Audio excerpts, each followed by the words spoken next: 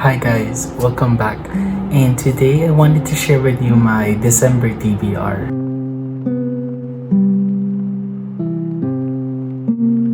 So the first book in my TBR for December is The Lightning Thief, the first book of the Percy Jackson and the Olympian series. So in this book we follow Percy Jackson as he learns that he is a demigod. So basically, a demigod is the son of the mortal children of Greek gods in this world. So in this book, as he comes to terms with this new information, siya yung naging prime suspect ng pagkawala nung lightning bolt ni Zeus. So kaya lightning thief. Pero hindi niya naman talaga ninakaw. So in this book, we follow him as he tries to look for not just the thief but also the stolen item, which is Zeus's lightning bolt. And shenanigans ensue. So it's a big part of my childhood. Like Percy Jackson is the reason why I read a lot of books today, and I wanted to read this as a preparation for the upcoming Percy Jackson TV series. And since this copy is very well loved, I bought a new copy with this. I think this is the this is the first version of the covers. I think this is the third version that matches with the newer series, The Chalice of Gods. The next book I have on my TBR is Between Now and Ever After. This is actually the first pop fiction original from Pop Fiction, where they invited 5 authors to tell 5 different stories in the book. So in this book, yun nga, parang just 5 stories about love, and yun na yun. I can't really say much else because this is very different from modern or yung current pop fiction originals where the stories are connected. These are just 5 different stories, not connected at all, just about romance in general or love.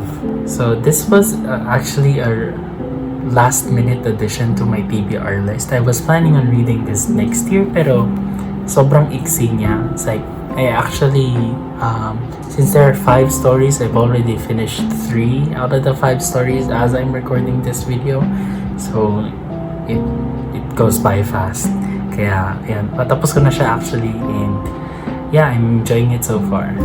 The next book that I have on my TBR is Maybe Forever, another pop fiction original. And in this book, we follow Olivia as she makes a decision before she goes to New York to study. And in this book, we see how those 2 decisions plays out. I don't know how else to explain, but the closest thing I could think of sa plot ng story na to is yung Netflix na movie siya. Hindi ko pa siya napapanood, pero yung plot niya kasi similar, where nakikita natin yung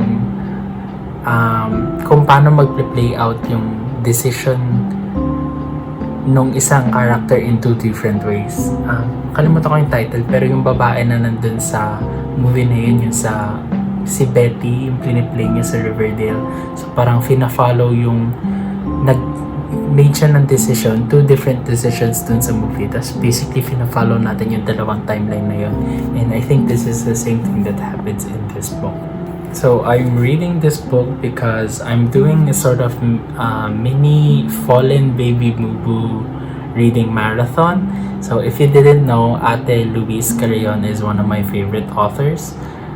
Favorite Filipino authors, and yeah, I added this because she's one of the authors in this book, and that's the same reason I added Between Now and Ever After to the list as well, because I'm reading, aside from these 2, I'm reading another Fallen Baby Boo Boo book na yun yung naging basis actually nung TBR ko.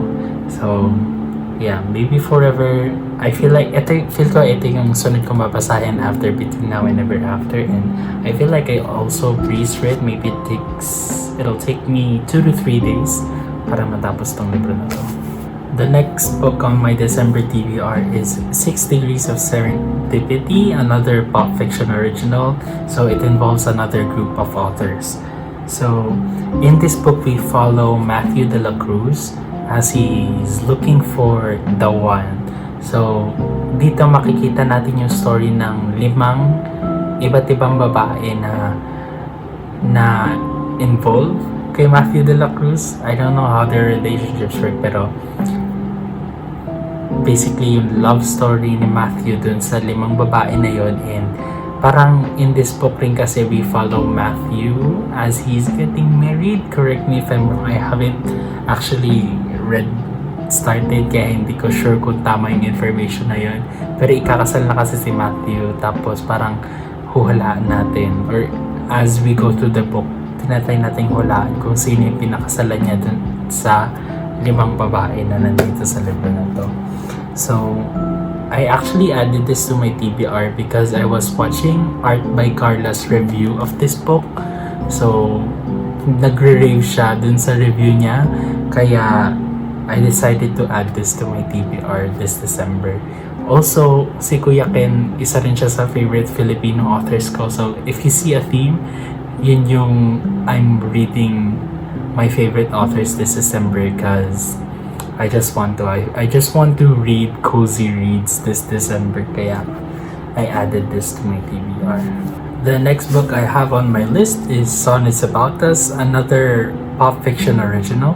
So in this book, we follow 3 different ladies as we explore their love stories.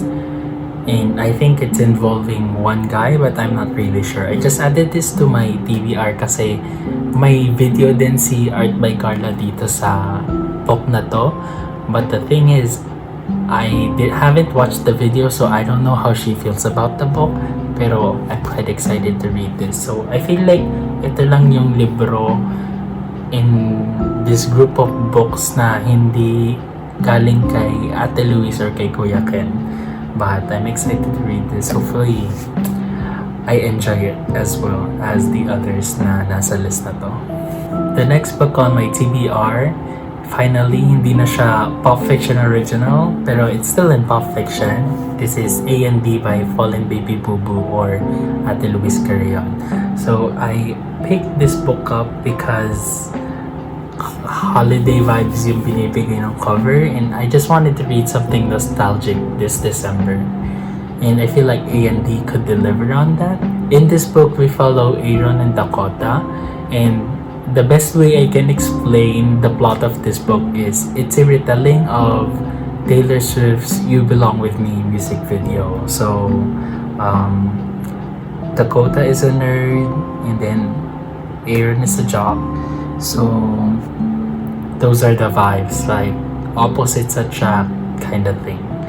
And actually, yun lang yung kailangan yung information para basahin tong libro na to. And this is actually the last book in my Fallen Baby Boo Boo mini reading marathon.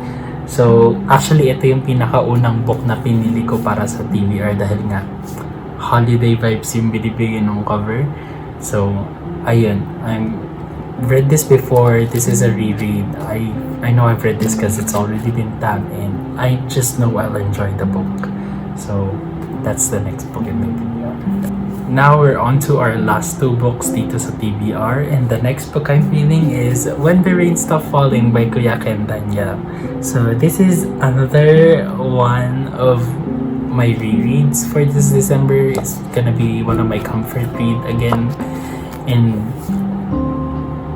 When the Rain Stopped Falling is like one of my favorite books of all time. It's like, if you haven't seen my video, I have a video on this book, and I call this book a masterpiece. And after last kasi na nabasa ko to is 2019, so it's been a few years since 2019. So I just wanted to reread this because, yeah, I'm planning on reading the sequel, which is the next book.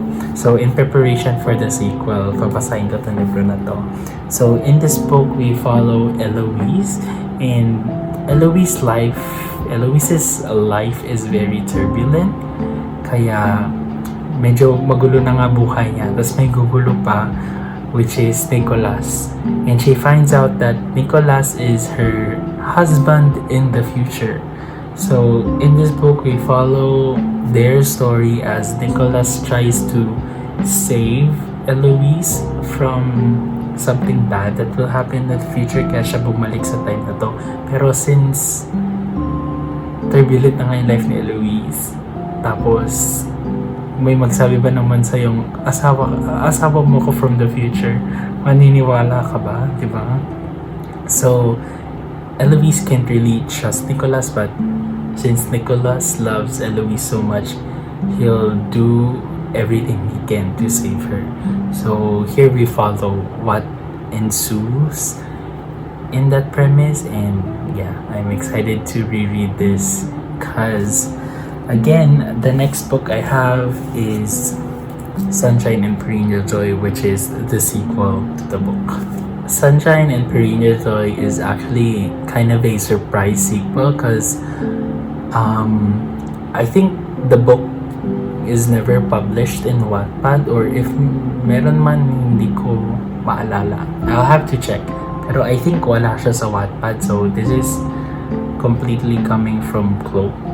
And this immediately follows up from the ending of book 1. But the thing is, I don't remember much of what happened in the book 1, and pinasa ko yung plot or yung tawag dito, summary sa likod, pero feel ko spoilery yung summary sa likod dun sa nangyari sa book 1. So I suggest if you're gonna read Sunshine and Perennial Joy, just go into it blind because I have great trust kay Kuya Ken. And hopefully I enjoy this book as much as I enjoy When the Rain Stopped Falling, because from what I remember, I rated When the Rain Stopped Falling 5 stars, and hopefully this is another 5-star read for me.